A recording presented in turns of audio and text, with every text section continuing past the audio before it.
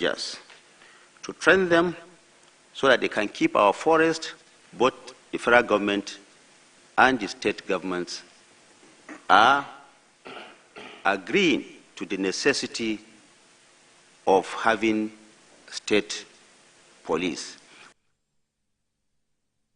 Let's talk more about government intervention as Nigerians battle soaring prices of food commodity and also the challenge of inflation. Special advisor, new media to the Minister of Agriculture, Woye Adeyemi, joins me live from our studio in Abuja. Thank you for joining us on the program.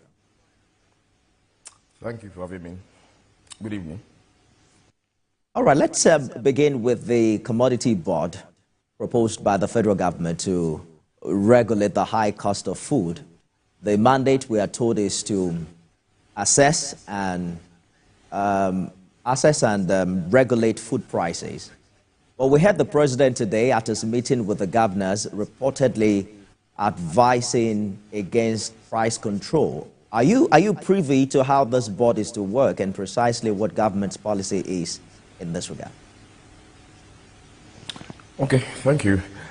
If you recall that in those days, in 60s, 70s, and 80s, we have a community board. And in 1986, the government of General Babangida dissolved the community board. You know, you remember that IMF in those days, under SAP, mandated us to reduce government enterprises, and there was corruption at that time.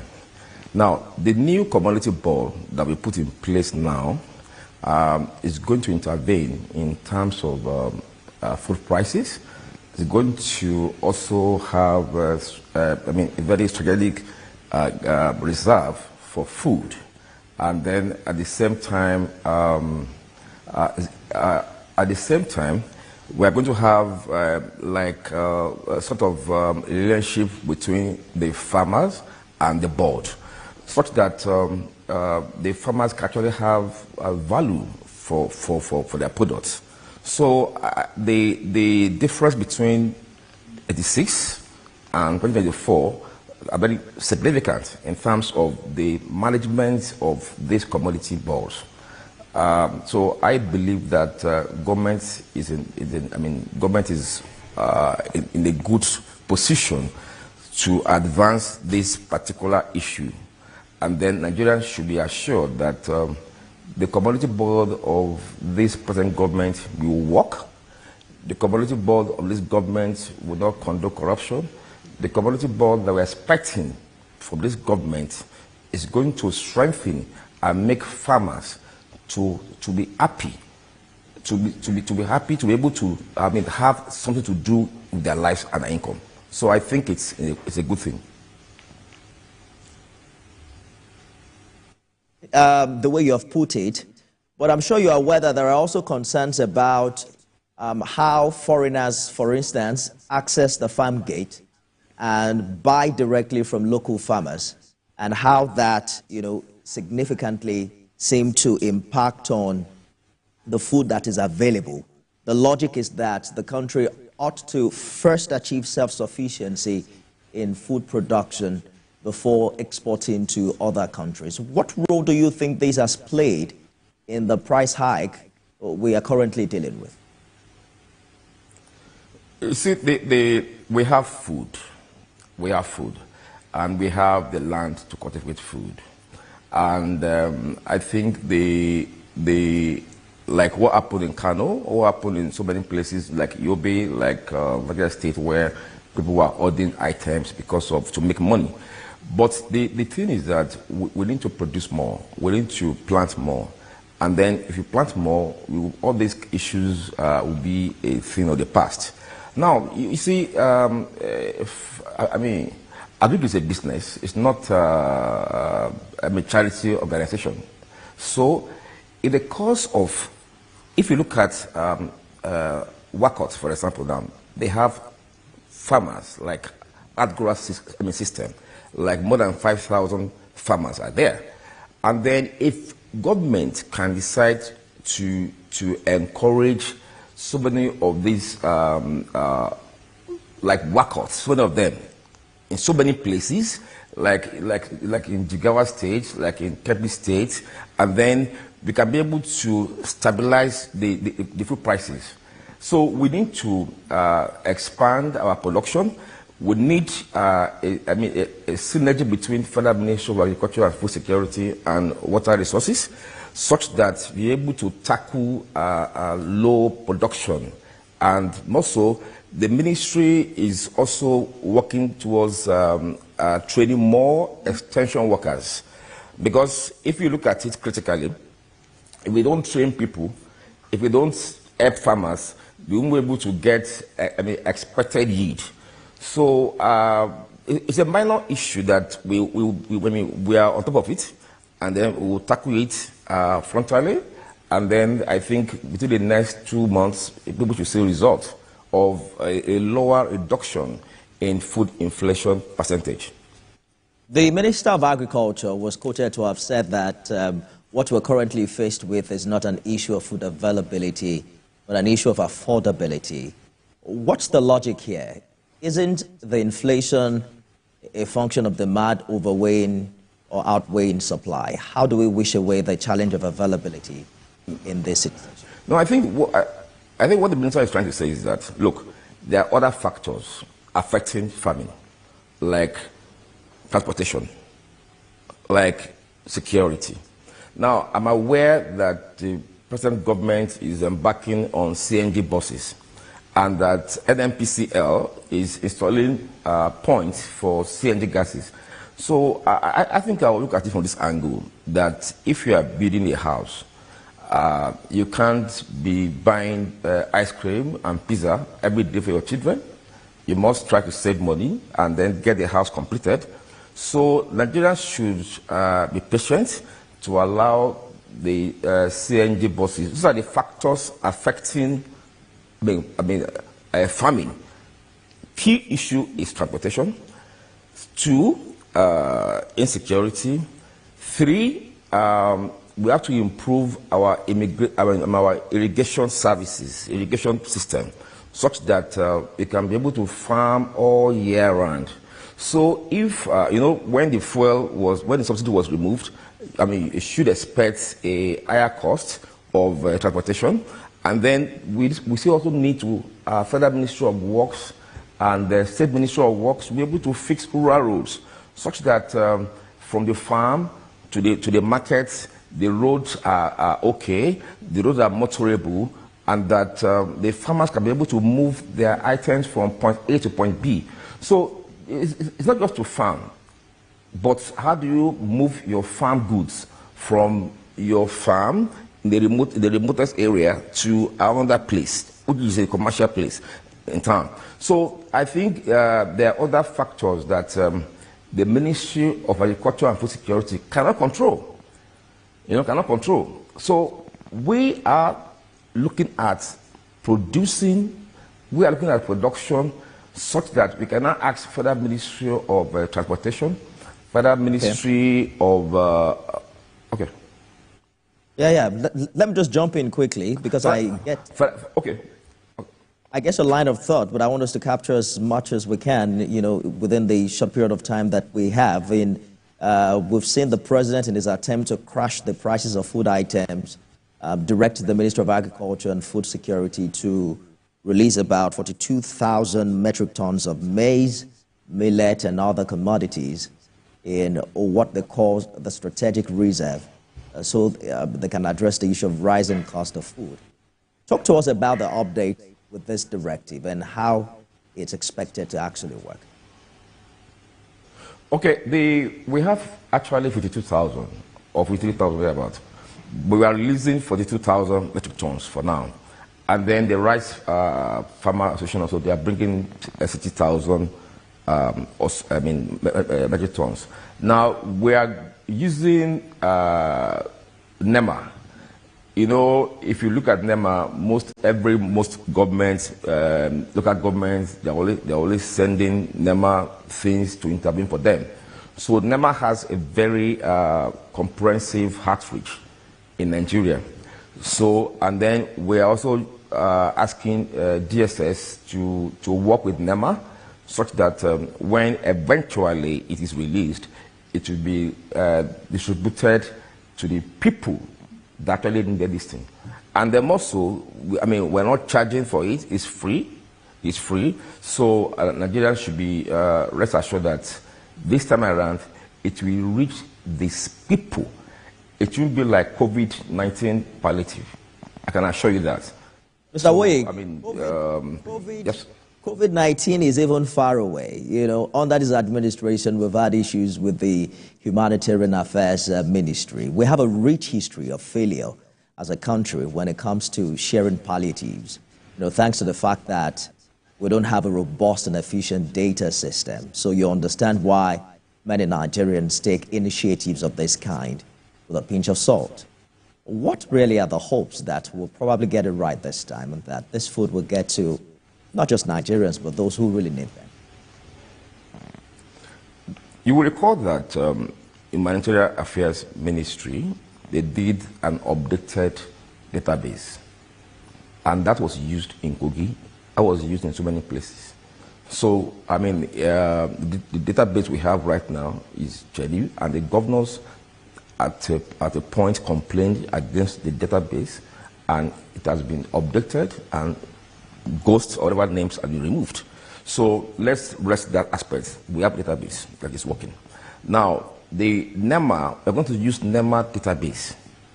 You know, Nema has updated their own database. So Nigerians should be assured again that these grains will reach the person who actually needed this most. I can assure you that one. And I want you to take my word for it. Is there a designated time as to when this distribution will start? I think maybe next 1 or 2 weeks, I think we should be able to start distributing those items. It's just what is happening is just paperwork, and then logistic issues to be addressed. And then, you know, those the grains are not in Abuja alone. They're in so many places within the country, you know, and I cannot tell you where a day because of security issues. But the most important thing is that the job, as approved by the president, the Ministry of Agriculture and Food Security, under the leadership of Honorable Minister Senator Abubakar Kari, he will deliver the job.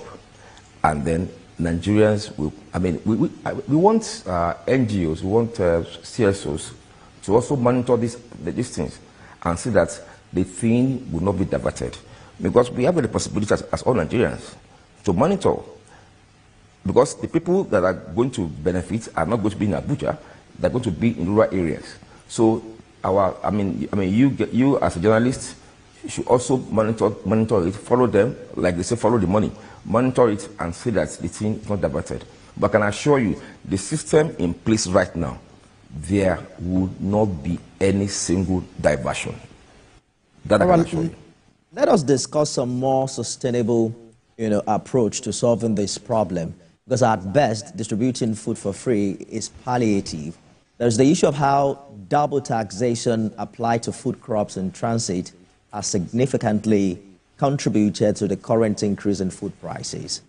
How concerned is the minister about double taxation on food transportation across the country and, the many reports of tout harassment on the road? Let me give you an example. The minister was informed about a situation in Kebbi State where they're charging like 600,000 naira or so, or let me call it extortion or so. And he quickly called the governor of Kebbi State, Comrade Dr. Idris, and that he should intervene. Double taxation is a state and local government issues. Federal government, we can only appeal to the governors to be able to do something about it. But I think with the commitment of governors now in terms of advancing agricultural products in their states, they will actually talk to the local government to reduce, and then plus all security men, the IG of police, the service chiefs, they need to talk to, and custom, they need to talk to their men and officers so that they can allow free movement of goods and services within the country. Earlier on, you talked about the needed collaboration between the Ministry of Agriculture and Water Resources for, efficient farmland irrigation, and the need for Nigeria to have year-round food production. The weather is something else now. Talk to us about what's happening with dry season farming and whether the ministry has, a clear-cut plan and what's on ground as we speak. Okay, last year, the Honorable Minister of Agriculture flagged off dry season farming or planting in Jigawa State, and about 15 states were involved in the exercise. And I can assure you that the dry season, we've scored something close to 80%, even though we have some challenges in some areas. But I think we've learned a lesson from it. We are going to start dry and wet season planting in the next few days, not even weeks now, and that will cover the whole of the Federation plus FCT. So one of the challenges, we had a stakeholder meeting this week where the minister brought all the stakeholders, including the fertilizer people, the agro dealer, agrochemical service providers, the IT people together. And we all agreed that even the organic fertilizer people, they were there. They all agreed that this particular coming dry and wet season, we are relying on state governments to give us the database. And then the farmers are at liberty now to choose their agro dealer, such that we can be able to produce. Then at the same time, one of the key issues that we learned as a lesson from the last dry season is like, okay, you are asking the farmers to pay 180,000 naira, I mean a rural person, so, and it's a bit high for a farmer to be able to produce that 180,000 naira. So some state governments like Katsina, like Kebbi states, like Jigawa states, they've subsidized their farmers. So because the government, federal government is subsidizing 50%. So some state governments are paying that 50%. So the farmers are getting their input free of charge. You will believe that in Kebbi State, the governor procured 6,000 water solar panel, because in Kebbi State they have issues of rainfall, and then for them to have before Kebbi States don't have all year round farming, but now they'll be able to have all year round farming. So that particular water pump, and so many governors, look at the governor of Nigeria State too, he has intervened. It was part of the pilot state, and then the governor produced around 500,000 hectares of land for rice cultivation and wheat. So okay. The process is going on well. I can assure Nigerians that this coming dry and wet season, the challenges they faced in the other dry season would not reoccur in the particular coming program. That's an assurance I can give you. We have to go now. We just have about 2 more minutes, but some states have already stopped food transportation from one town to the other to ensure self-sufficiency. It sounds like each state now has to fend for itself. But in 1 minute, if you can, do you see this affect the farmers' profit in any way? No. You see, it will not affect farmers' profits anyhow. Because, you see, I think the challenge is an interim measure. It's not a permanent measure. It's just for us to stabilize this crisis, that everybody can be able to buy food at an affordable prices.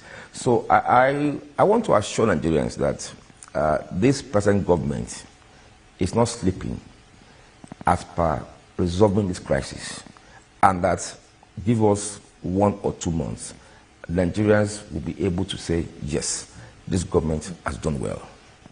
Absolutely. We're counting on that. Food security was one of the 8 areas of priority declared by President Bola Tinubu as part of this renewed hope agenda, and we're counting on that. We're looking forward to how he intends to navigate this trying time. Adeyemi is SSA on new media to the Minister of Agriculture. We hope that you can facilitate the Honorable Minister himself joining us in the coming days. Thank you so much for talking to us. Very sure. Thank you. And that's our program today, everyone. You can watch it again at midnight and at 6 a.m. tomorrow. I am Nifemi Oguntoye.